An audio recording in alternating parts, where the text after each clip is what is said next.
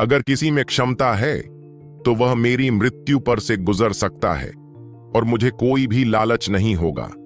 लेकिन जब तक मेरे पास सांस है, मैं किसी भी तरह से मेरे आसपास के लोगों को नुकसान पहुंचाने वाले लक्ष्य की सीमा तक नहीं जाऊंगा, राघव ने कहा। सरोजनी कुछ देर चुप रही, कुछ सोचती हुई सी। अंत में वह भारी है, ठीक है, चलो इस विषय पर आगे नहीं बढ़ रहे हैं। हम थोड़ा भटक गए हैं। मैं बस यही खबर सुनाता हूं जो मुझे मिली है। सबसे पहले सांझी के बारे में बात करते थे। मुझे नहीं पता था कि आपने उसे कौन सी दवा खिलाई थी, लेकिन यह उसके हिस्सों में धंस गया, जिससे उसे इतना दर्द हुआ कि वह जीना नहीं चाहती थी। हर दिन वह लगातार दवा की गोलियां खाता रहता है। लेकिन सबसे बुरी बात यह है कि उसके अवशेषों में मौजूद जहर को बाहर नहीं निकाला जा सकता है, और यह शक्ति बढ़ाने के लिए आत्मा की औषधियों को ठीक कर सकता है और सांझी को और भी अधिक दर्द महसूस करा सकता है। फिलहाल उसकी हड्डियां अभी भी पूरी तरह से कुचली हुई हैं और उन्हें ठीक नहीं किया जा सकता है। हर दिन वह गुड़े के ढेर पर रहती है, लगातार रोती रहती है। क्या उसने उसे कौन सा जहर दिखाया? पिल टावर के कीमियागर में भी इतनी ताकत कैसे हो सकती है? सरोजनी अद्भुत हुए बिना नहीं रह गए। राघवों के रास्ते विचित्र विचित्र रहे होंगे, क्योंकि पिल टावर को भी नहीं पता था कि जहर से कैसे खोजा जाए। पता चला कि पिल टावर उन लोगों का प्रतिनिधित्व करता है जिन्होंने पिल दांव में सबसे बड़ा स्तर हासिल किया है। सच में इस जहर को निर्धारित करना इतना मुश्किल नहीं है। जब तक वे छठी श्रेणी की एंटीटॉक्सिन औषधीय गोली का उपयोग नहीं करते हैं, जहर गायब हो जाएगा। हालांकि इसके दो परिणाम सामने आए।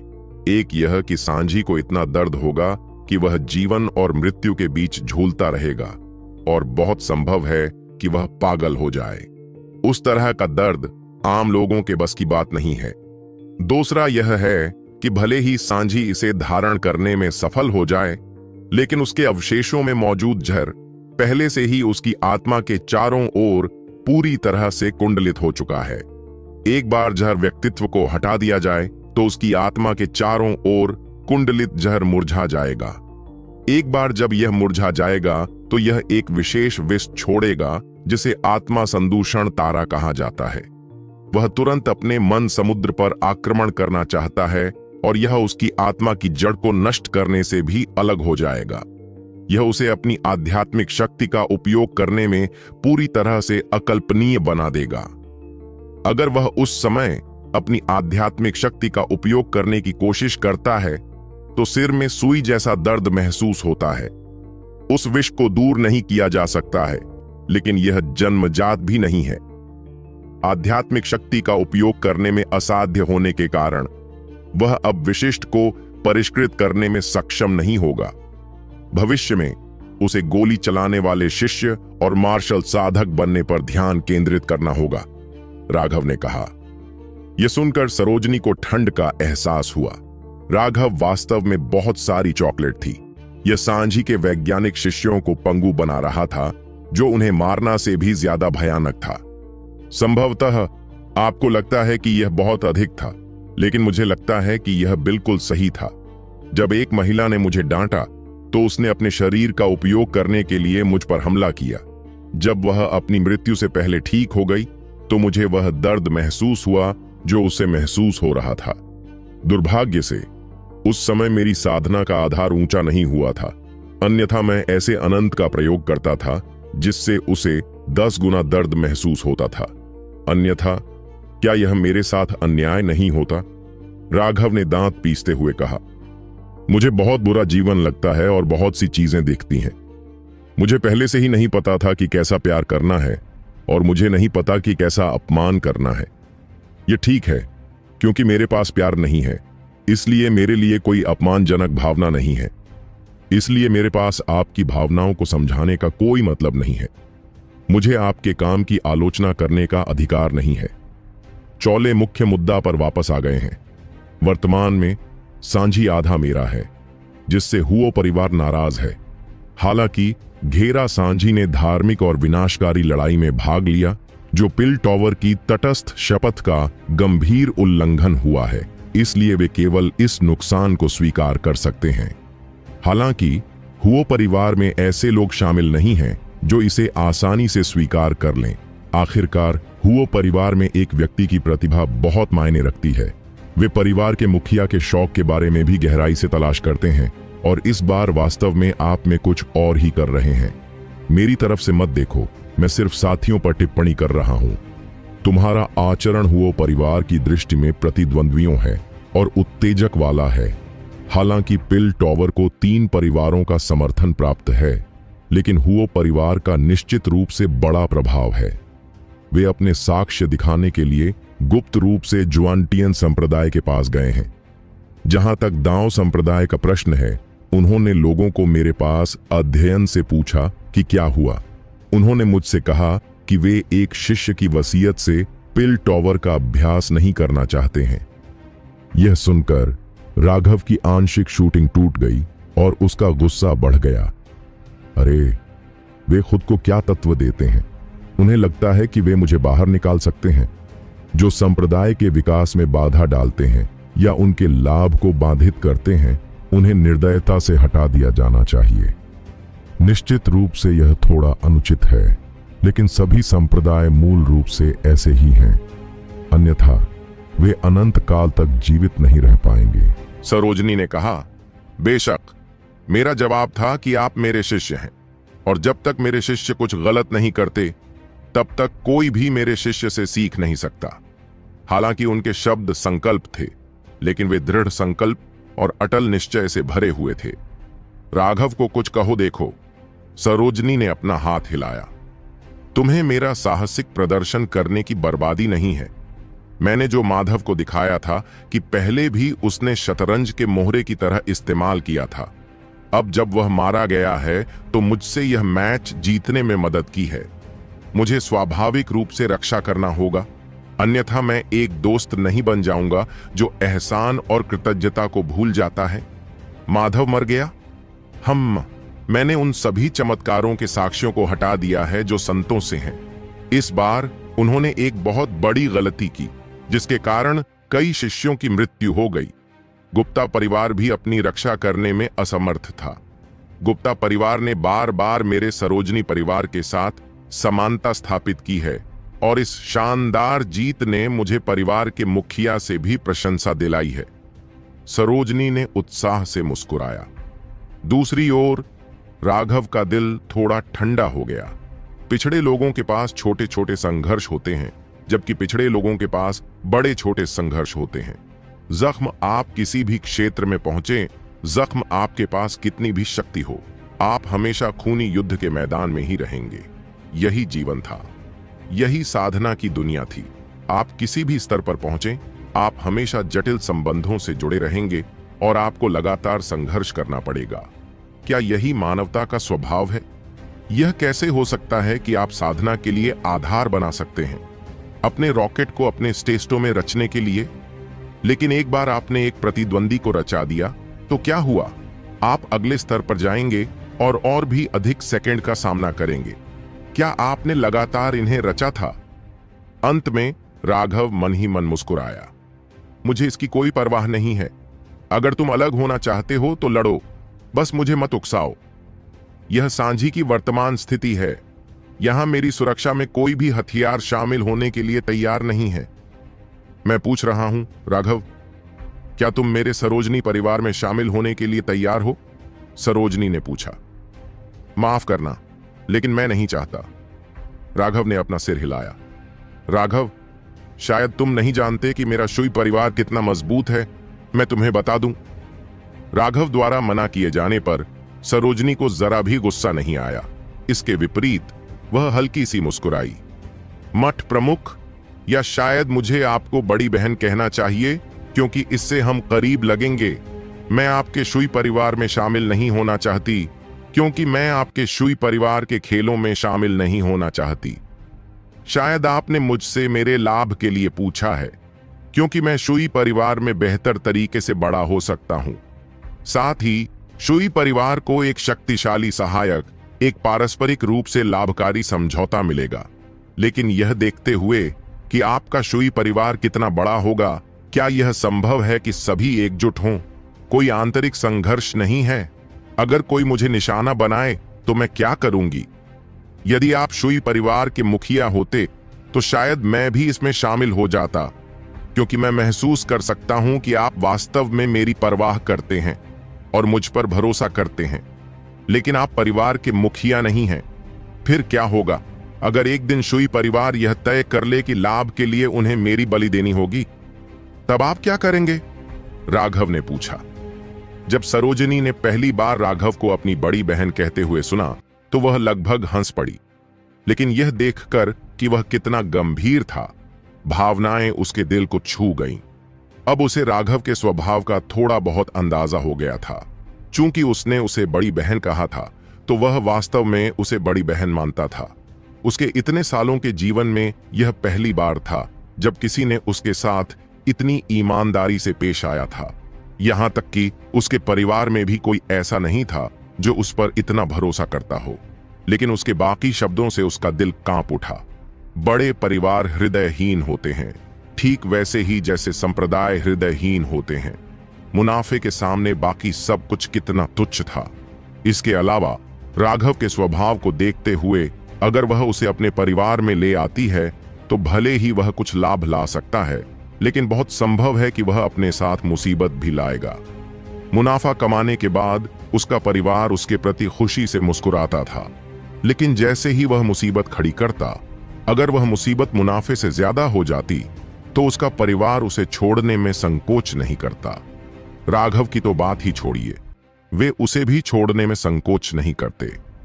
राघव के शुई परिवार में शामिल होने के दो संभावित निष्कर्ष थे।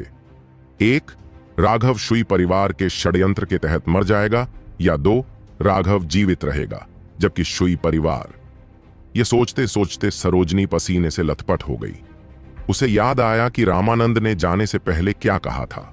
वह भी एक चेतावनी थी। मैं समझता हूं, मैं आपको शामिल होने के लिए मजबूर नहीं करूंगा। इसके अलावा उस उपाधि के लिए धन्यवाद। मुझे ऐसा लग रहा है कि मैं अचानक बहुत जवान हो गया हूं, सरोजनी ने हंसते हुए कहा। यह देखकर कि वह नाराज नहीं थी, राघव ने काफी राहत महसूस की। अगर इस मामले ने सरोजनी को नाराज कर दिया होता तो राघव के पास अपने लोगों को मठ से बाहर निकालने के अलावा कोई विकल्प नहीं होता। इस समय राघव चारों तरफ से दुश्मनों से घिरा हुआ था। अगर वह अकेला होता तो उससे डर नहीं लगता, लेकिन उसके साथ दूसरे लोग भी थे। ड्रैगनाब्लड लीजन अभी अभी बना था और अभी परिपक्व नहीं हुआ था।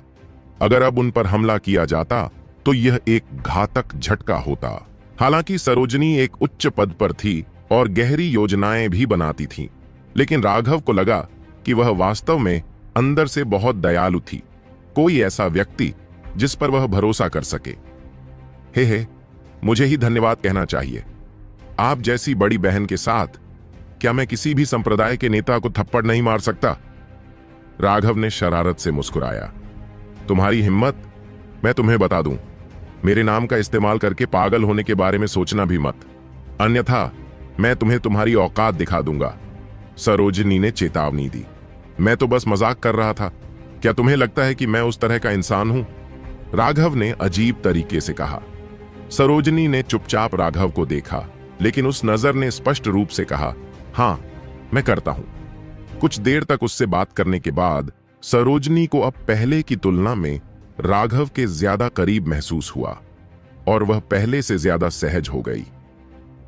हुओ परिवार मेरे सुपर मॉनेस्ट्री के लिए मुश्किलें खड़ी करने की कोशिश कर रहा है।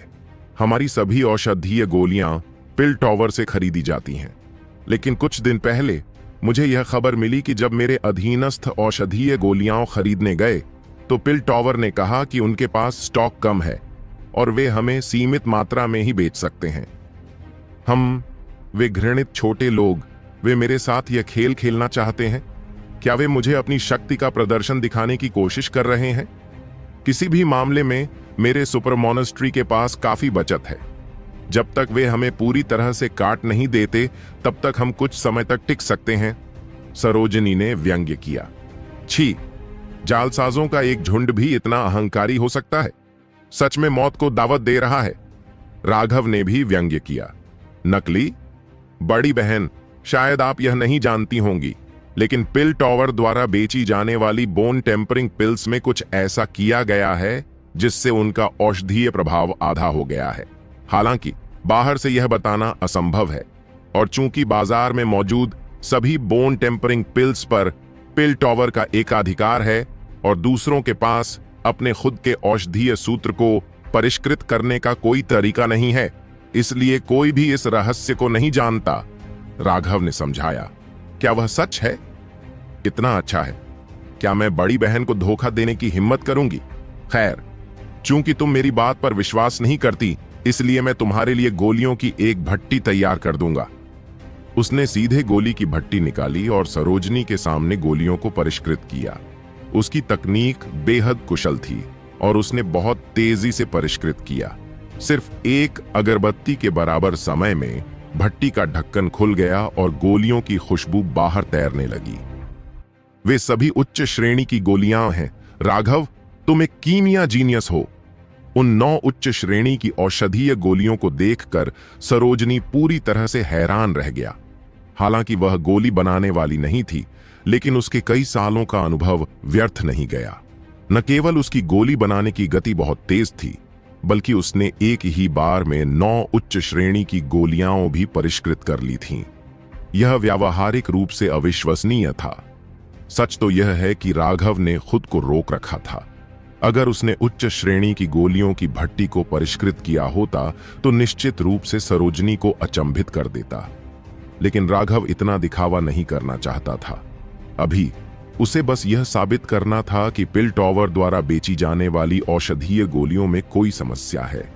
बड़ी बहन, देखो, यह औषधीय गोली पिल टॉवर द्वारा बेची जाने वाली बोन टेम्परिंग गोलियों जैसी ही गुणवत्ता वाली है, लेकिन उनके औषधीय प्रभाव समान नहीं है, राघव ने कहा। सरोजनी ने राघव की बोन टेम्परिंग पिल्स से तुलना करने के लिए सावधानी से बोन टेम्परिंग पिल निकाली। हैरान होकर उसने कहा, बाहर से वे एक जैसे दिखते हैं और औषधीय ऊर्जा में उतार चढ़ाव लगभग एक जैसे ही हैं। वास्तव में कोई अंतर देखने का कोई तरीका नहीं है। लेकिन सबसे महत्वपूर्ण बात यह है कि आप बोन टेम्परिंग पिल्स को कैसे परिष्कृत करना जानते हैं। बोन टेम्परिंग पिल का फॉर्मूला सिर्फ पिल टावर के पास ही था। यही वजह थी कि इस पर एकाधिकार था और पिल टावर इतना मुनाफा कमा सकता था। अनगिनत लोगों ने बोन टेम्परिंग पिल के फॉर्मूले पर शोध करने की कोशिश की थी, लेकिन यह व्यावहारिक रूप से असंभव था। लोगों ने पाया कि जो भी फॉर्मूले वे लेकर आए, वे या तो संघनित नहीं हो पाए या उनका बोन टेम्परिंग पर कोई असर नहीं हुआ। यह तथ्य कि राघव हड्डियों को तड़का देने वाली गोलियों को परिष्कृत कर सकता है, सरोजनी को उसकी परिष्कृत गति या उच्च श्रेणी की गोलियों की पूरी भट्टी से भी अधिक हैरान कर गया। अगर तुम नहीं बता सकती तो कोई बात नहीं, सरोजनी ने जल्दी से कहा। अब उसे याद आया कि किसी व्यक्ति के रहस्यों के बारे में पूछना वर्जित है। कोई बात नहीं, यह बोन टेम्परिंग पिल का औषधीय फार्मूला कुछ ऐसा है जो मुझे गुप्त क्षेत्र में संयोगवश प्राप्त हुआ है। मैं इसे गुप्त रखने की योजना नहीं बना रहा हूं। राघव ने हल्की मुस्कान दी। वह सच नहीं बता सका, वह बस इतना ही कह सका कि उसने इसे गुप्त क्षेत्र में प्राप्त किया था, क्योंकि वहां किसी भी तरह का खजाना मिलना संभव था। इससे भी महत्वपूर्ण बात राघव का आखिरी वाक्य था। इससे सरोजनी चौंक गई और उसने जल्दी से कहा, तुम लापरवाह नहीं हो सकते। अगर तुम गोली के फार्मूले को सार्वजनिक कर दोगे तो पिल टॉवर निश्चित रूप से तुम्हारा पीछा करेगा। कोई भी तुम्हारी रक्षा नहीं कर पाएगा। पिल टावर ने गोली बाजार पर एकाधिकार कर लिया था और बोन टेम्परिंग पिल उनकी सबसे आकर्षक गोलियों में से एक थी। अगर राघव ने गोली का फार्मूला सार्वजनिक कर दिया तो पिल टावर निश्चित रूप से कठोर हमला करेगा। उनके लिए उसे छोड़ना असंभव होगा। मैं इसे सार्वजनिक क्यों करूंगा? मैंने तो बस इतना कहा था कि मैं इसे गुप्त नहीं रखूंगा। भले ही खेती की दुनिया में अचानक बहुत बड़ी मात्रा में बोन टेम्परिंग गोलियां दिखाई दें, लेकिन वे मुझ पर शक नहीं करेंगे। कुछ लोग तो पहले से ही विभिन्न नीलामी घरों में उन्हें बेचना शुरू कर चुके होंगे। राघव हंसा। क्या यह हो सकता है? आप हुआयुन संप्रदाय के माध्यम से हड्डी तड़का लगाने वाली गोलियां बेच रहे हैं? सरोजनी को अचानक समझ आ गया, केवल हुआयून संप्रदाय ही पिल टॉवर का सामना कर सकता था। राघव की हरकतें पिल टॉवर को बुरी तरह घायल करने के बराबर थीं। राघव को पिल टॉवर के घमंडी और अहंकारी लोगों से नफरत थी। सांझी के आचरण से उसे पहले ही पता चल गया था कि पूरा पिल टॉवर घमंडी लोगों से भरा हुआ है, जो लोगों को नीची नजर से देखते हैं। उसने वेद शर्मा को गोली का फार्मूला पहले ही दे दिया था। यह एक बेहद गुप्त सहयोग था। जब वेद शर्मा ने गोली का फार्मूला देखा था तो वह सदमे में लगभग चिल्ला पड़ा था। राघव ऐसा 2 कारणों से कर रहा था। एक तो यह कि वह हुआयून संप्रदाय को उधार लेकर पिल टॉवर को नुकसान पहुंचाना चाहता था, ताकि नकली दवा बेचने की उनकी घिनौनी योजना का पता चल सके। उसका दूसरा लक्ष्य अपने लिए और अधिक अस्थि तड़का लगाने वाली गोलियां प्राप्त करना था। उसके पास इतनी सारी अस्थि तड़का लगाने वाली गोलियां परिष्कृत करने के लिए पर्याप्त समय नहीं था, इसलिए उसे हुआयून संप्रदाय की मदद की जरूरत थी। आखिरकार हुआयून संप्रदाय के पास भी अपने गोली साधक थे। इसके अलावा हुआयून संप्रदाय की प्रतिष्ठा प्रसिद्ध थी और वे हमेशा रहस्यों को गोपनीय रखते थे। किसी को भी यह एहसास नहीं होगा कि यह राघव ही था जिसने हुआयून संप्रदाय को गोली का फार्मूला दिया था। उस समय वेद शर्मा ने पहले ही कहा था कि एक बार जब वे बोन टेम्परिंग पिल्स बेचना शुरू कर देंगे तो राघव को लाभ का 20% लाभांश मिलेगा। यह जानना जरूरी था कि हुआयून संप्रदाय के नीलामी घर पूरी दुनिया में फैले हुए थे। 20% लाभांश चौंकाने वाला था। हालांकि राघव को वास्तव में इसकी परवाह नहीं थी। अभी उसे 2 चीजों की जरूरत थी। एक तो कीमती औषधीय सामग्री और दूसरी थी हड्डियों को मजबूत करने वाली गोलियां। ड्रैगनाब्लड लीजन की स्थापना के लिए समुद्र के बराबर औषधीय गोलियों की आवश्यकता होगी। अगर वह उन सभी को खुद परिष्कृत करता तो वह खुद को मौत के घाट उतार देता। इसलिए हुआयून संप्रदाय के साथ सहयोग करना सबसे अच्छा पारस्परिक रूप से लाभकारी विकल्प था।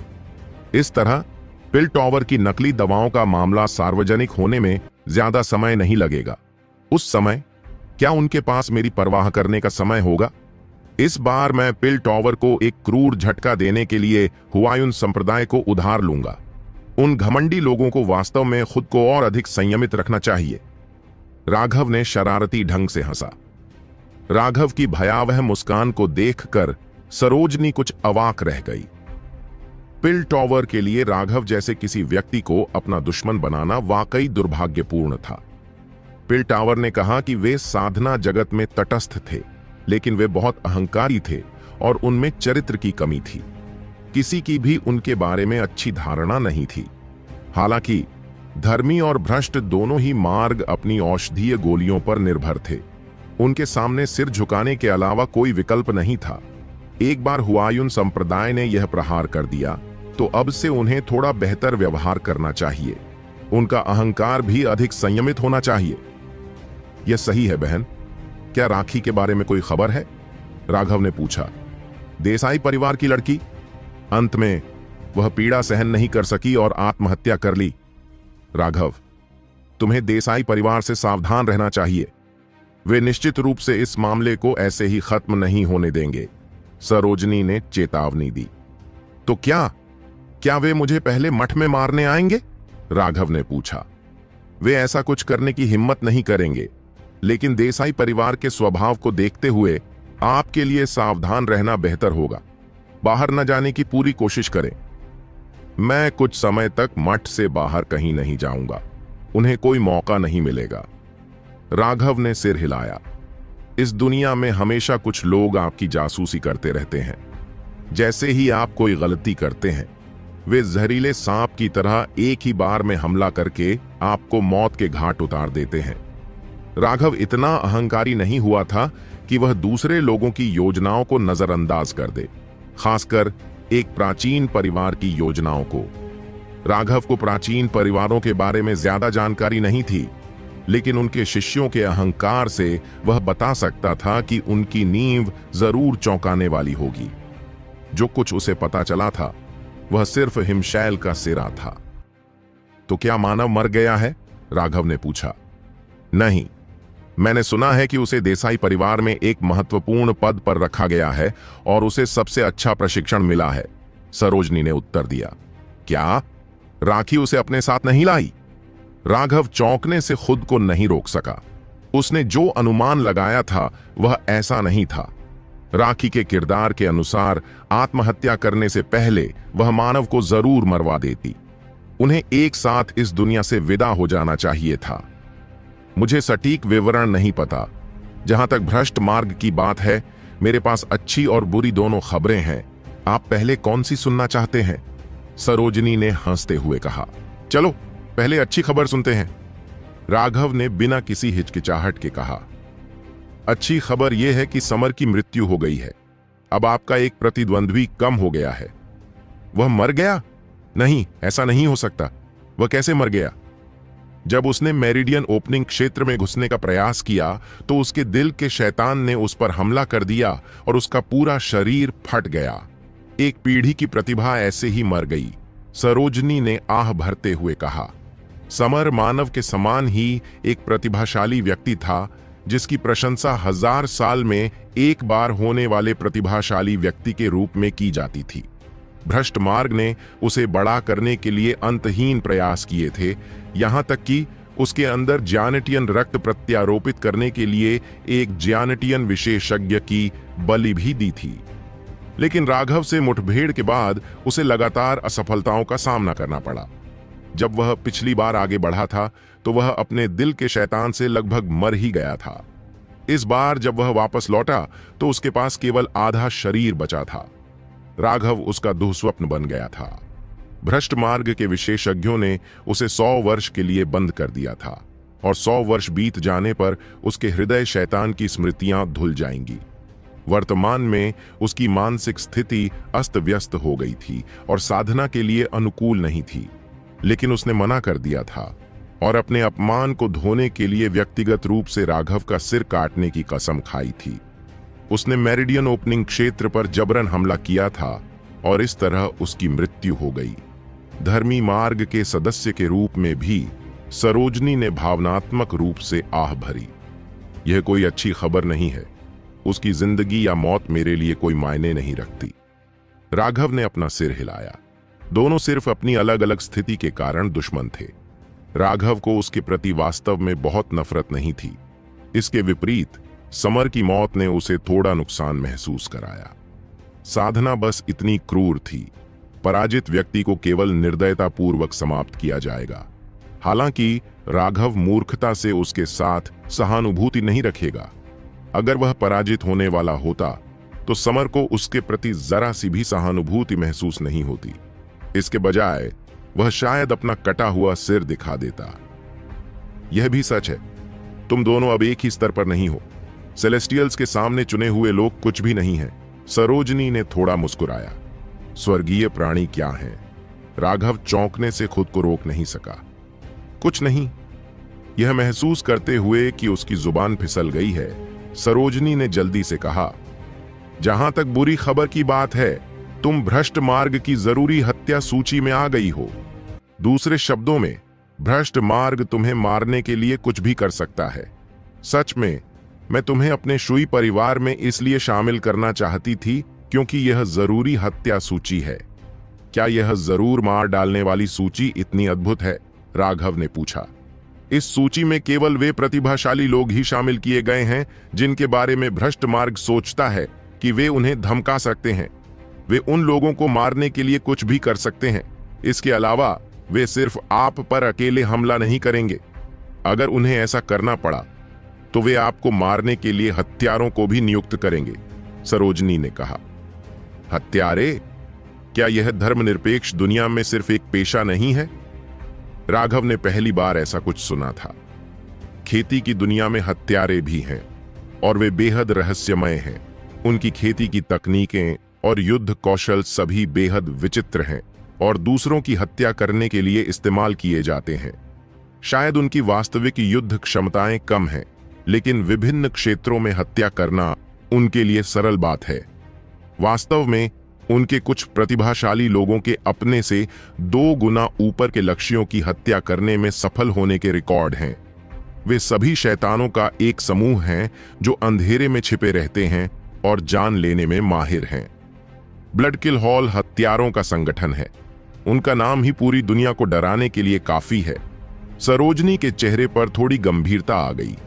आमने सामने की लड़ाई से डरने की कोई बात नहीं थी। सबसे भयानक बात थी हत्या की वे विचित्र तकनीकें। इससे पहले कि आप प्रतिक्रिया कर पाते, आप पहले ही मर चुके होते। ब्लड किल हॉल के हथियारों द्वारा निशाना बनाए गए अधिकांश लोग बिना प्रतिरोध करने की थोड़ी सी भी क्षमता के मारे गए। हालांकि राघव उनसे डरता नहीं था। उसकी अंतर्ज्ञान सामान्य से कहीं ज्यादा था। जो कोई भी उसके प्रति शत्रुता रखता था, उसे तुरंत पता चल जाता था। उनके लिए उसके करीब पहुंचना बहुत मुश्किल था। मैं अधिक ध्यान दूंगा, राघव ने सिर हिलाया। अच्छा, यह सिर्फ मेरा अनुमान है, लेकिन चूंकि आप अभी सिर्फ बोन फोर्जिंग क्षेत्र में हैं, इसलिए वे शायद ब्लड किल हॉल के हथियारों को अब भी काम पर नहीं रखेंगे। लेकिन फिर भी सावधान रहना सबसे अच्छा है। आपको बस ज्यादा ध्यान देने की जरूरत है। ब्लड किल हॉल के हत्यारे भी आसानी से हमला नहीं करेंगे। जब तक तुम मठ के अंदर हो, तब तक तुम सुरक्षित हो, लेकिन अगर तुम बाहर जाओगी तो तुम्हें पहले मुझे बताना होगा, समझे? सरोजनी ने कहा। हाँ, सांझी, समर और राखी के अलावा मैंने सोम्या के बारे में भी कुछ पूछताछ की है। वह लड़की तभी जागी जब उसे समर ने चुपके से घर भेज दिया था। हुआ परिवार इस मामले से बेहद खुश है और मैंने सुना है कि उन्होंने उस लड़की को कई पुरस्कार दिए हैं। वह वर्तमान में कड़ी मेहनत कर रही है, लेकिन एक मामला थोड़ा पेचीदा है। मैंने सुना है कि तुमने स्वर्ग विभाजक दैवीय संप्रदाय के एक शिष्य की हत्या कर दी है। सरोजनी ने भौहें सिकोड़ी। सही कहा, वह मुझे मारना चाहता था, लेकिन अंत में मैंने उसे मार डाला, राघव ने कहा। आपने स्प्लिट हेवेंस की पहली शैली कहां से सीखी? सरोजनी ने पूछा। राघव ने विस्तार से बताया कि उसने शाही राजधानी में इसे कैसे प्राप्त किया। उसने कुछ भी नहीं छिपाया। क्या आप जानते हैं कि स्वर्ग विभाजक दिव्य संप्रदाय के शिष्य आप पर हमला क्यों करेंगे? सरोजनी ने पूछा। मेरे खजाने छीनने के लिए? हां, तुम्हारा खजाना ले जाना एक पहलू है, लेकिन असली कारण यह है कि उसे संदेह था कि तुम्हारे शरीर में इससे भी बड़ा रहस्य छिपा है। इसीलिए उसने तुम पर हमला किया। शायद आपको पता ना हो, लेकिन स्वर्ग विभाजन दिव्य संप्रदाय के पास दो शक्तिशाली तकनीकें हैं जिन पर वे भरोसा करते हैं। एक है स्वर्ग को विभाजित करने की 9 शैलियां, जबकि दूसरी है बैटल गॉड सेक्रेड कैनन। उनका बैटल गॉड सेक्रेड कैनन एक साधना तकनीक है जो ज्वांटियन दाव संप्रदाय के ज्वांटियन रिकॉर्ड जितनी ही प्रसिद्ध है। वे अमूल्य खजाने हैं जो अमर युग से नीचे पारित किए गए थे। हालांकि हमारे ज्वांटियन रिकॉर्ड में केवल दांव रहस्य हैं और यह अविश्वसनीय रूप से गहरा है। यह सर्वव्यापी है और फिर भी अविश्वसनीय रूप से गहरा है। यह कोई साधना तकनीक या युद्ध कौशल नहीं है। यह ऐसी चीज है जिसे केवल महान ज्ञान वाले लोग ही समझ सकते हैं। जहां तक बैटल गॉड सेक्रेड कैनन और स्प्लिट द हेवेंस की बात है, वे एक दूसरे के पूरक हैं। वे एक पूर्ण सेट हैं और बैटल गॉड सेक्रेड कैनन का अध्ययन किए बिना स्प्लिट द हेवेंस का उपयोग करना असंभव है। इसलिए उसे शक था कि तुम झूठ बोल रहे हो। अगर तुम्हारे पास कोई खजाना नहीं भी होता तो भी वह तुम्हें मार देता। मैं तुम्हें यह रहस्य सिर्फ इसलिए बता रहा हूं ताकि तुम जान सको। तुम किसी और को नहीं बता सकते। बैटल गॉड सेक्रेड कैनन पूरा हो चुका है, जबकि स्प्लिट द हेवेंस क्षतिग्रस्त हो गया है। पहले 6 शैलियां अभी भी मौजूद हैं, लेकिन अंतिम 3 इस दुनिया से गायब हो गई हैं। यही कारण है कि स्वर्ग विभाजक दिव्य संप्रदाय के शिष्य अपनी किस्मत आजमाने के लिए विभिन्न गुप्त लोकों में जाएंगे, यह देखने के लिए कि क्या वे उस भाग को ढूंढ सकते हैं जो गायब हो गया है। उस शिष्य को संदेह था कि आपके पास स्वर्ग को विभाजित करने की पूरी 9 शैलियां हैं। यही वजह है कि वह आपको मारना चाहता था। यह गलतफहमी वाकई बहुत बड़ी थी, सरोजनी ने आह भरते हुए कहा। तो फिर वे क्या करेंगे? राघव ने पूछा।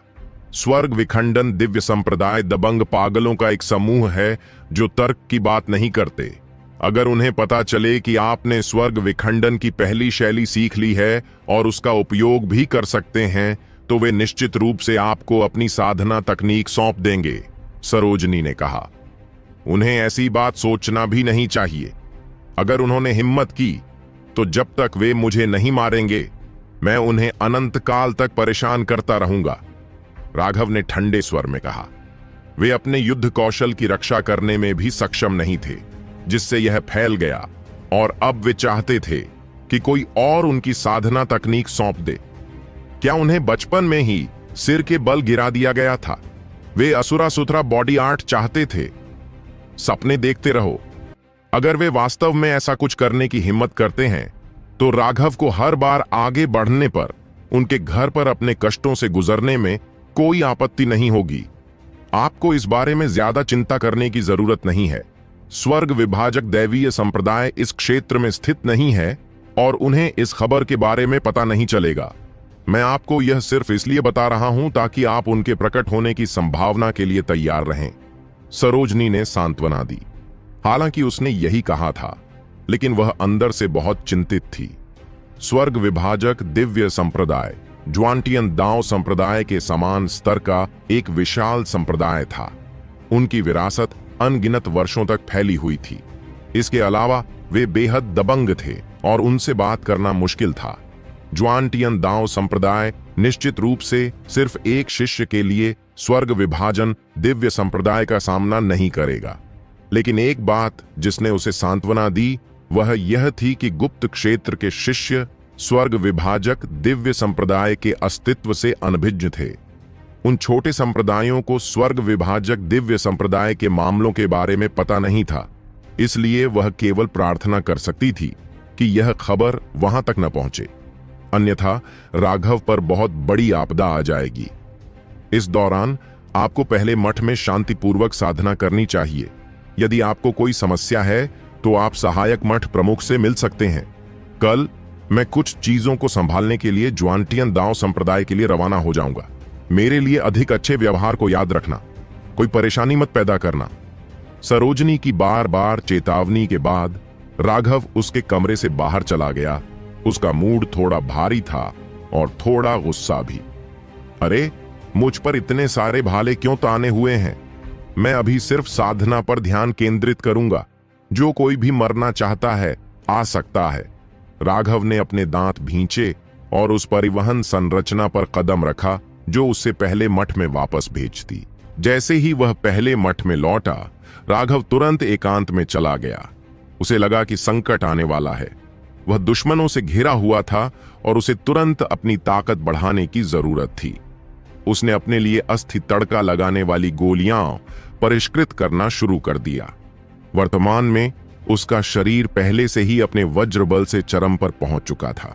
वह लगातार अस्थि संधान की गोलियों को परिष्कृत करता रहा, क्योंकि उसका शरीर बहुत शक्तिशाली था और उसे जितनी औषधीय गोलियों की आवश्यकता थी वह आश्चर्यजनक रूप से बहुत अधिक थी। दर्जनों रिंग वाली हड्डी को ठीक करने वाली गोलियां खाने के बाद भी राघव ने केवल एक ही हड्डी को ठीक किया था। आधे महीने बाद उसने 6 हड्डियां तड़का दी थीं। इस दिन राघव को एक अच्छा आश्चर्य मिला। हुआयुन संप्रदाय से एक मध्यम आयु वर्ग का व्यक्ति आया था। वह एक जियानेटियन विशेषज्ञ था जिसे राघव ने पहले कभी नहीं देखा था। राघव को देखने के बाद उन्होंने ज्यादा कुछ नहीं कहा। उसे एक स्पेशियल रिंग थमाते हुए उन्होंने कहा कि दूसरा बैच जल्दी ही आ जाएगा, और फिर चले गए। जब राघव ने स्थानिक रिंग के अंदर देखा तो वह लगभग चिल्ला पड़ा। यह बैरल से भरा हुआ था। प्रत्येक बैरल गोलियों से भरा हुआ था। जल्दी से गिनती करने पर पता चला कि 300 बैरल थे, जिनमें से प्रत्येक में 10,000 औषधीय गोलियां थीं। वेद शर्मा वास्तव में चीजों को बहुत अच्छी तरह से संभालता है। राघव परमानंद से भर गया था। वेद शर्मा को गोली का फार्मूला सौंपने के बाद उसने यह भी बताया कि उसे भारी मात्रा में बोन टेम्परिंग पिल्स की जरूरत है। उसने ड्रैगनाब्लड लीजन बनाने का अपना विचार भी शामिल किया था। उस समय वेद शर्मा कुछ भावुक हुए बिना नहीं रह सके और उन्होंने जल्द से जल्द उनके लिए औषधीय गोलियां भेजने का वादा किया। राघव इस बात से अनजान था कि जैसे ही वेद शर्मा हुआयुन संप्रदाय में वापस आया था, उसने दिन रात इन गोलियों को परिष्कृत करने के लिए सैकड़ों कीमियागरों को इकट्ठा कर लिया था। उन्होंने अपने वरिष्ठ अधिकारियों को भी पत्र भेजकर इसकी सूचना दी थी और उन्होंने इस गोली के फार्मूले को बहुत महत्व दिया था और वेद शर्मा के लिए 1000 से अधिक कीमियागर भेजे थे। यह बिना कहे ही स्पष्ट हो गया कि हुआयून संप्रदाय बहुत बड़ा था। गोली का फार्मूला प्राप्त करने और अपार लाभ की संभावना को देखने के बाद उन्होंने पागलपन की हद तक बोन टेम्परिंग पिल्स को परिष्कृत करना शुरू कर दिया। अनेक कीमियाघरों द्वारा दिन रात शोधन के बाद औषधीय गोलियां तैयार होने लगीं। हालांकि वेद शर्मा ने बहुत पहले ही कह दिया था कि पहले बैच में से 80% को उसके लिए आरक्षित रखना होगा, उन्हें राघव को देना होगा। हुआयून संप्रदाय के उच्च अधिकारियों ने पहले ही वेद शर्मा को अधिकार देने के आदेश भेज दिए थे, इसलिए अब 3 मिलियन औषधीय गोलियां बहुत जल्दी राघव को भेज दी गई थीं। राघव को वेद शर्मा के तरीकों की प्रशंसा में झुकना पड़ा। इस बार उसने वाकई उसकी बहुत मदद की थी। सिर्फ वेद शर्मा जैसे व्यक्ति में ही इस तरह की हिम्मत होती है। इसके अलावा वेद शर्मा एक चतुर व्यवसायी भी थे। शेष 20% औषधीय गोलियां तेजी से दुनिया भर में फैल रही थीं। यह जानना जरूरी था कि बोन टेम्परिंग पिल्स पर अनगिनत सालों से पिल वैली का एकाधिकार था। उनकी कीमत हमेशा बहुत ज्यादा रही थी। इस बार वेद शर्मा पूरी दुनिया को यह दिखाने के लिए एक बड़े पैमाने पर विधि का उपयोग करना चाहता था कि हुआयून संप्रदाय के पास भी हड्डी तड़के की गोली है और इसका प्रभाव गोली टॉवर के मुकाबले 2 गुना अधिक था। हुआयून संप्रदाय ने यह खबर फैलाई कि वे खुद ही गोली के फार्मूले पर शोध करने में सफल हो गए हैं। यह विचार राघव द्वारा प्रस्तावित किया गया था। इससे न केवल हुआयून संप्रदाय की शक्ति का पता चलेगा, बल्कि इससे उसकी सुरक्षा भी होगी। हालांकि गोलियां बाहर से एक जैसी दिखती थीं, लेकिन उनकी गोली 2 गुनी प्रभावी थी। यह पिल टॉवर के चेहरे पर एक क्रूर थप्पड़ था। इसके अलावा पिल टॉवर को इसे सहना पड़ा, क्योंकि वे यह नहीं कह सकते थे कि यह उनकी अपनी गोली का फार्मूला है।